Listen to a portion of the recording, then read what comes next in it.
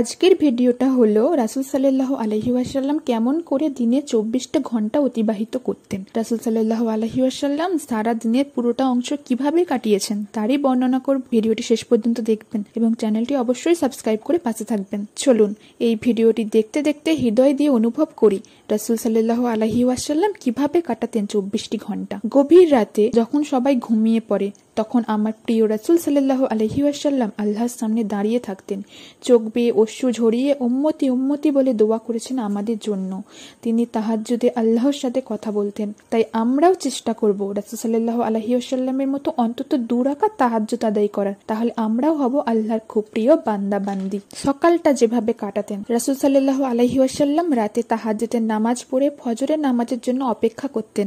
ফজরের আজান হওয়ার পর 2 রাকাত সুন্নত আদায় করতেন, যেটাকে তিনি বলেছেন এই 2 রাকাত গোটা দুনিয়া ও তাতে যা কিছু রয়েছে তার চেয়েও উত্তম। তারপর ফরজ নামাজ শেষে জিকির করতেন বসে বসে সূর্য ওঠা পর্যন্ত। আমরাও রাসূল সাল্লাল্লাহু আলাইহি ওয়াসাল্লামের সুন্নত অনুসারে চেষ্টা করব এই সময়টা জিকিরের মধ্য দিয়ে কাটাতে। রাসূল সাল্লাল্লাহু আলাইহি ওয়াসাল্লাম ফজরের পর কখনোই ঘুমাতেন না, কারণ সেই সময়টাতে আল্লাহ বান্দাদের রিজিক বন্টন করেন। তাই তিনি সকালে কাজে বের হতেন। দিনের শুরু হয় আল্লাহর কালামের আলোয়। রাসূল সাল্লাল্লাহু আলাইহি ওয়াসাল্লাম শিশুদের ভীষণ ভালোবাসতেন।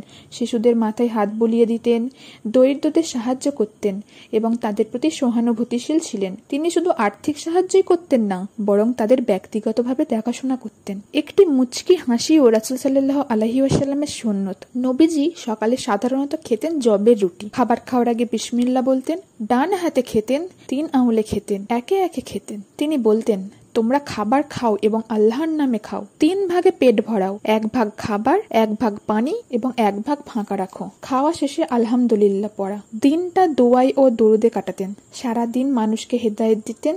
যারা ইসলাম জানতেন না তাদের জন্য কাঁদতেন। তিনি কখনো মিথ্যা বলতেন না, গীবত করতেন না, এমনকি কারোর সাথে কঠোরভাবে কথাও বলতেন না। সব সময় পড়তেন সুবহানাল্লাহ, আলহামদুলিল্লাহ, আল্লাহু আকবার। এই 3টি তাসবিহ পৃথিবীর সকল কিছু থেকে উত্তম। দুপুর যেভাবে কাটাতেন, দুপুরে মসজিদে গিয়ে তিনি জোহরের নামাজ পড়তেন। শুক্রবার হলে গুরুত্বপূর্ণ বিষয়ে খুতবা প্রদান করতেন এবং সাহাবীদের বিভিন্ন প্রশ্নের উত্তর দিতেন।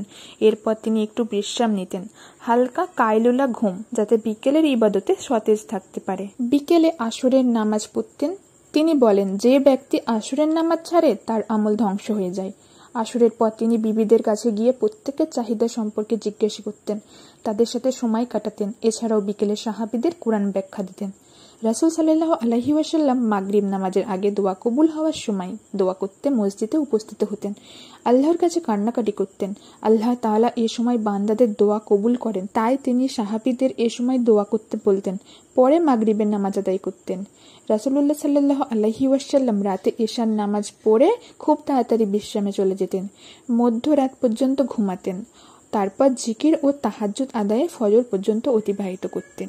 ঘুমাবার আগে ওযু করতেন, ডান কাত হয়ে শুতেন, আয়াতুল কুরসি, সূরা ইখলাস, সূরা ফালাক, সূরা নাস পাঠ করতেন। এরপর 3 বার ঘুমানোর দোয়া পাঠ করতেন। এমন করে আমাদের রাসূল সাল্লাল্লাহু আলাইহি ওয়াসাল্লাম তার প্রতিটি দিন অতিবাহিত করতেন। আল্লাহ আমাদের জীবনে আল্লাহর রাসূল সাল্লাল্লাহু আলাইহি ওয়াসাল্লামের আদর্শ বাস্তবায়নে তৌফিক দান করুন। আমিন।